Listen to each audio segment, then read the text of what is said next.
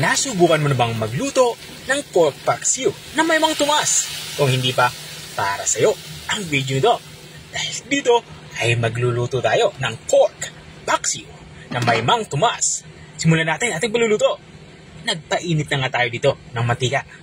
At nang uminit na, ang gagawin lang natin dito ay isisir natin itong ating karning baboy. Kasi ngayon ako ginagamit dito. Pero pwede kayong gumamit dito ng pork belly.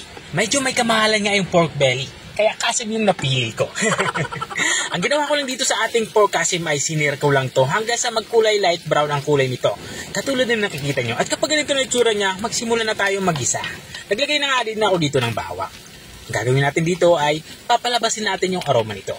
At naglagay na din ako dito ng sibuyas. Katulad din sa sibuyas, palabasin din natin yung aroma nitong ating dalawang sangkap panggisa. At kapag nalanta na nga ito at bumango na, ihalo na natin ito dito sa ating sinisir na karning baboy.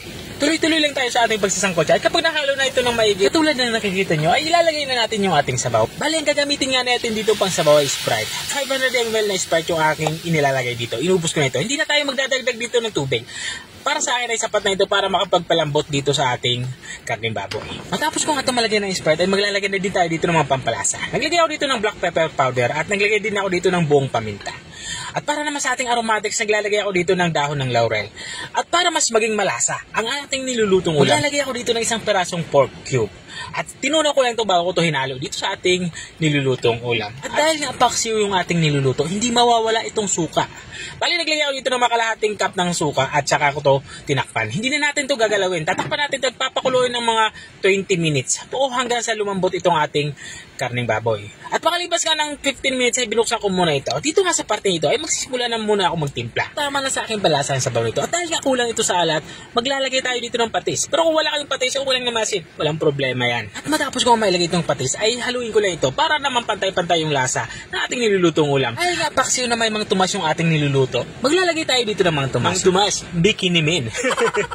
Mga isang cup ng Mang Tomas yung aking nilalagay dito. Pero kung gusto niyo ng mas malapot at mas masarsa yung inyong nilulutong ulam, damihan nyo na lang yung ilagay ng Mang Tomas.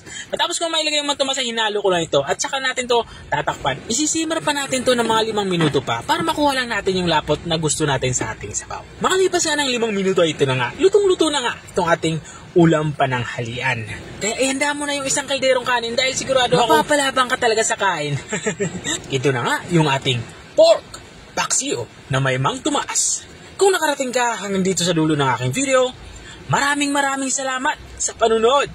At kung nagustuhan mo naman yung bago nating recipe ibinahagi, baka pwede mo naman to i-share. O siya, hanggang dito na lang ako. Kita-kita ulit sa mga susunod kong mga videos. Paalam! Bye-bye!